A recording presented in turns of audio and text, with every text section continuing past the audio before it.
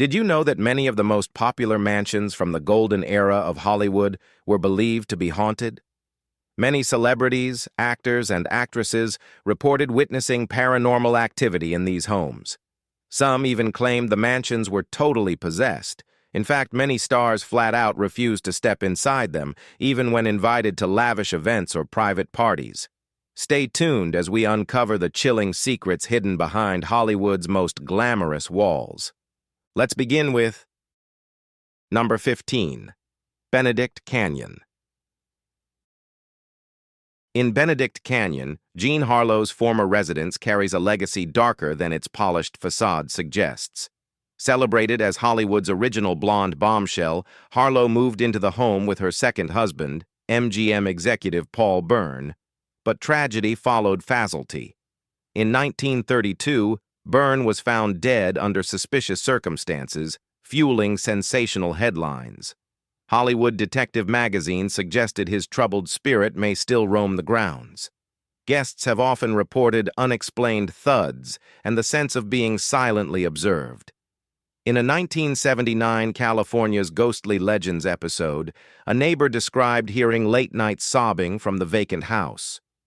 Paranormal investigators from the Afterlife Chronicles blog found cold pockets near the living room, an area thought to be especially active. Historian Dr. Catherine Moore argued that the house's tragic energy, paired with Harlow's death at just 26, feeds ongoing legends. Despite modern renovations, strange events persist. One caretaker in 1985 even found wet footprints from the drained pool to the master bedroom. The mystery, however, remains totally unsolved. Number 14, Falcon Lair. Falcon Lair, Rudolph Valentino's final retreat, sat perched along a quiet hillside in Benedict Canyon. This Spanish-style estate, once the silent film icon's prized sanctuary, was crafted in 1927 as an escape from the chaos of Hollywood. Yet many believe Valentino never truly departed. Guests often claim to hear gentle piano melodies drifting through empty hallways, eerily similar to the tango pieces he played during private gatherings. In a 1940 interview with Movie Mystery magazine, caretaker Alonzo Trayer confessed to feeling a strange presence lingering near the grand staircase during odd hours. A recent blog entry from Haunted Hollywood Homes mentioned overnight guests encountering flickering lights and the unmistakable scent of rose cologne, Valentino's signature fragrance. Unlike most hauntings, Falcon Lair is known for its peaceful, almost comforting energy. A member of the 1975 Spectral Review Project even said it felt as though Valentino still watches over his home. Even through multiple renovations, his graceful presence continues to charm skeptics and believers alike. Number 13, Beverly Hills cottage of Charlie Chaplin. Behind a hedge-lined road in Beverly Hills stands the English cottage-style home once owned by Charlie. Known worldwide for City Lights and The Kid, Chaplin was said to have experienced strange disturbances while living there. In a 1969 memoir, longtime housekeeper Grace Fuller mentioned sudden cold air and creaking floors, things she ignored until the day she reportedly saw a tall figure in period dress drift across the living room. Though news never covered these claims during Chaplin's lifetime, a 1981 issue of Hollywood Hauntings and Legends featured interviews from later owners who said they heard old-time music playing with no source. The upstairs study, where Chaplin wrote and composed, is said to be the center of the activity. One local blog, Spectres of L.A., recorded faint EVP audio in that room, including a whispered, "Help me." Some historians believe the activity may be tied to a caretaker who died before Chaplin moved in. Number 12, Pickfair Estate. Pickfair, the iconic estate once shared by Mary Pickford and Douglas Fairbanks, stood hidden behind wrought iron gates in the center of Beverly Hills. This mansion, famous for hosting presidents, European nobility, and nearly every A-list celebrity of the 1920s, symbolized early Hollywood royalty. After the couple divorced, reports described a noticeable shift in the estate's atmosphere. Some even called it the House of Sorrow. A vintage Hollywood hauntings blog mentions the appearance of a ghostly woman wandering its halls, believed to be a figure from long before Pickford's time.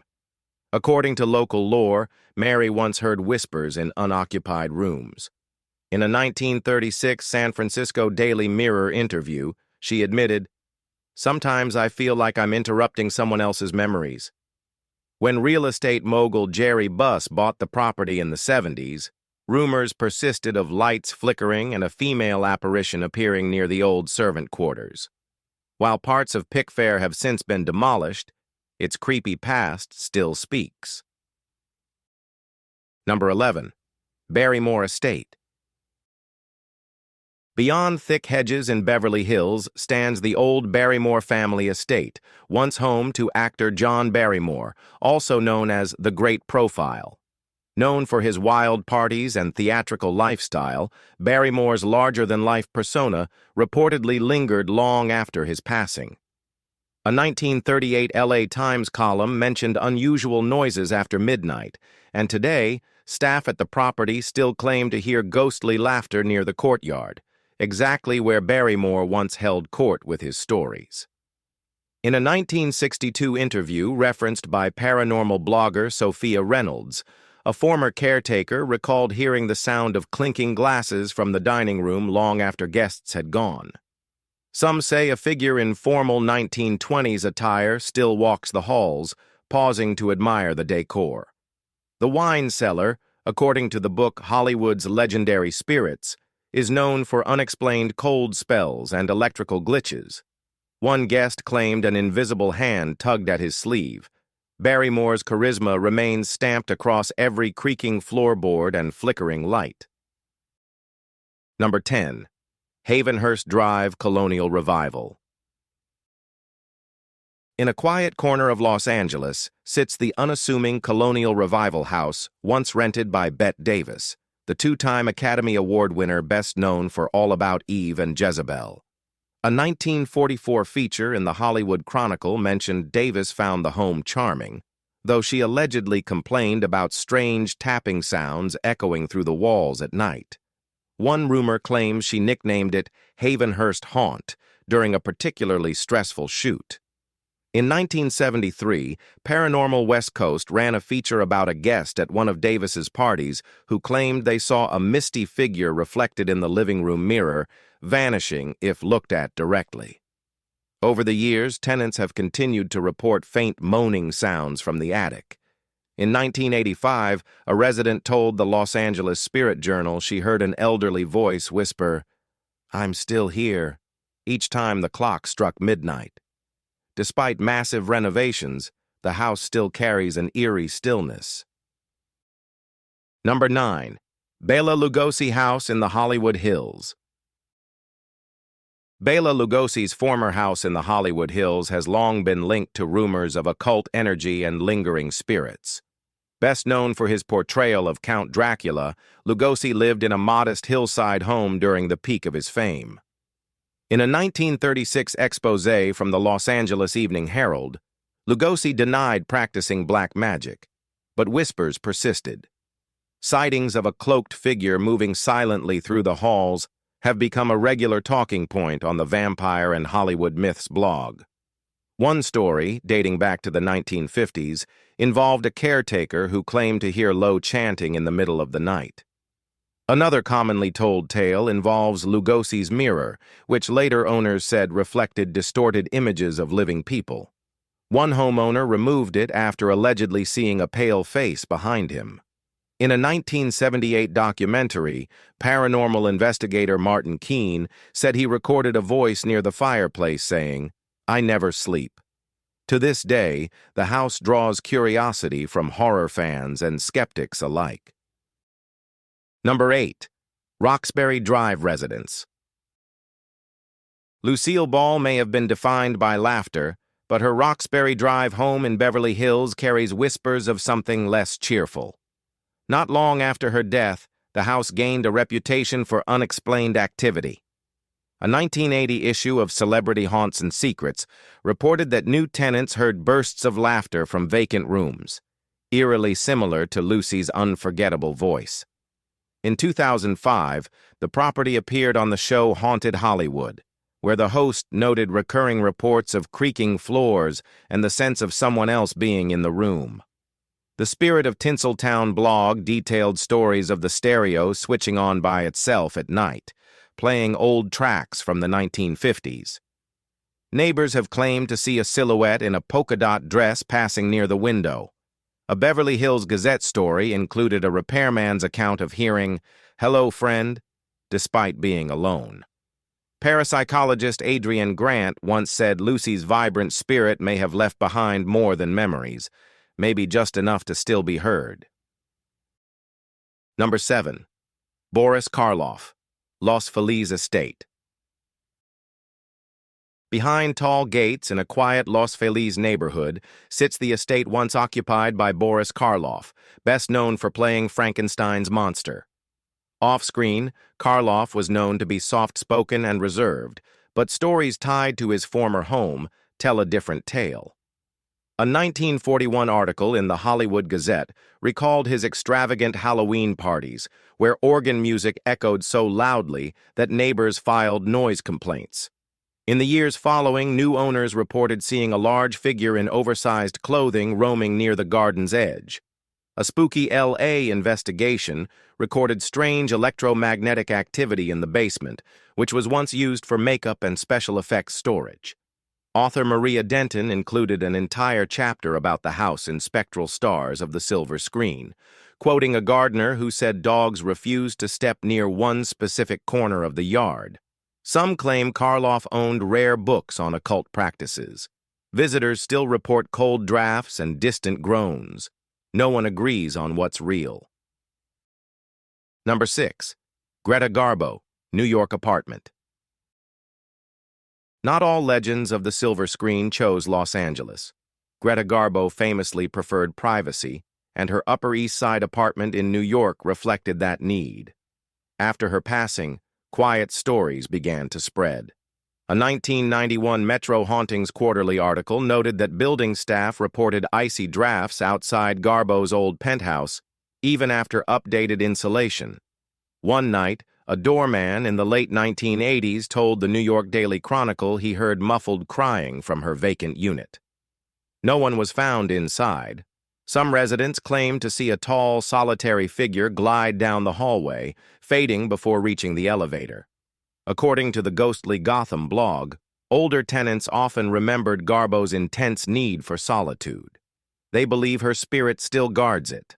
One strange pattern: the elevator stops at her floor without being called. During a 2002 renovation, workers found missing tools tucked in corners of her former living room. Fans think it's her presence. Others say that solitude, even in death, can echo loudly. What do you say? Number 5. Encino Mansion. Encino may not match Hollywood's pace, but it was once home to one of cinema's most iconic couples, Carole Lombard and Clark Gable. Their spacious ranch-style estate exuded quiet charm, yet local whispers have long suggested something unseen lingers within its walls. After Lombard's tragic 1942 plane crash, tabloids claimed Gable felt her presence throughout the home. A 1943 article from Hollywood Heartache alleged Gable confessed to hearing her voice faintly calling his name at night. Over time, residents have shared accounts of a ghostly figure, graceful and blonde, ascending the grand staircase. A 1970 Encino Observer feature included sightings of a woman near the upstairs window, seen only in moonlight. Paranormal researcher Daniel Ackerley's 1984 field notes described a floral scent drifting through the halls, said to match Lombard's favorite perfume. Skeptics dismiss it as sentimentality, yet old Hollywood hauntings documented several guests who felt phantom touches on their shoulders. Number 4. Norma Talmadge Mansion. Norma Talmadge spent her final years in a lavish mansion along Long Island's coastline. While she sought peace and privacy far from the limelight, her residence became one of New York's most whispered-about haunted homes. A 1948 piece in the New York Star mentioned unusual nighttime disturbances after Talmadge passed, though details remained vague at the time. Over the years, guests and staff alike described sightings of a woman in early 20th century clothing gliding through the marble entryway. In a 1975 edition of Ghostly Estates of the Empire State, visitors spoke of strong déjà vu in the second-floor gallery, where she once showed her awards. One caretaker, in an interview with the Long Island Spectre, described doors bursting open on their own, revealing a translucent figure with hauntingly dark eyes. Some blame Norma's unwillingness to leave fame behind. Others point to Prohibition-era secrets buried beneath the estate. Number 3. Marion Davies Beach House.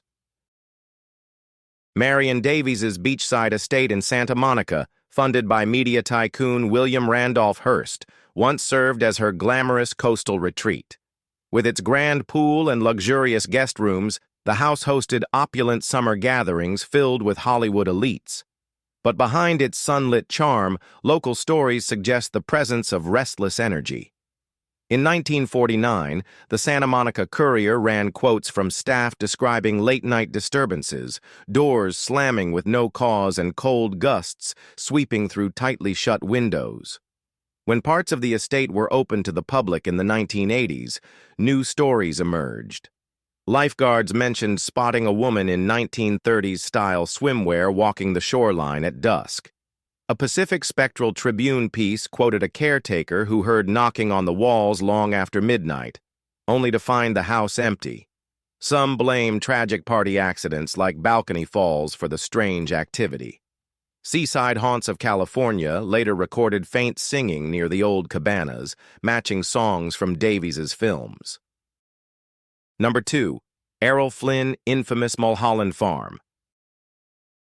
Errol, the swashbuckling icon of Captain Blood and the adventures of Robin Hood, lived in a sprawling estate called Mulholland Farm. Perched high above the city, the property was legendary for wild parties and whispered rumors. A 1959 column in the Los Angeles Inquirer noted how those late-night events often left behind chaos, and possibly something else. In 1984, an episode of Spectre Seekers showed footage of ghostly figures drifting through the abandoned guest houses. The current owners, who remain anonymous, told Haunted Hollywood Haciendas that they've heard faint swing music coming from the empty pool area late at night. One caretaker told the Mulholland Gazette he saw flickering orbs of light swirling around the master bedroom before vanishing. Local legends say Flynn had secret tunnels beneath the house, partly confirmed by discovered crawl spaces. Paranormal investigator Tobias Kendall believes those hidden spots may trap lingering energy. Visitors still talk about strange shadows in the halls. Number 1. Pacific Coast Highway Beach House. Along the Pacific Coast Highway stands Thelma Todd's Spanish-style beach home, once her seaside refuge from the demands of Hollywood. Known for her comedic timing opposite the Marx Brothers, Todd earned the nickname the Ice Cream Blonde. But in 1935, her mysterious death in the property's garage sparked decades of speculation. Tinseltown Whispers labeled it suspicious. Though ruled accidental carbon monoxide poisoning, current visitors describe hearing heavy footsteps in the garage late at night, followed by the sound of car keys, a phenomenon captured by Ghostly LA in 2012. A 1940 Los Angeles Examiner article mentioned previous owners abandoning the house due to repeated midnight banging on doors. Actress Patsy Kelly, Todd's friend, once told a reporter she never felt alone there, even at noon. A faint silhouette has been seen near the second-floor balcony, vanishing instantly. While official conclusions remain unchanged, the home radiates unfinished energy. If you enjoyed this video, be sure to like, share, and subscribe. Thanks for watching, and we'll see you in the next one.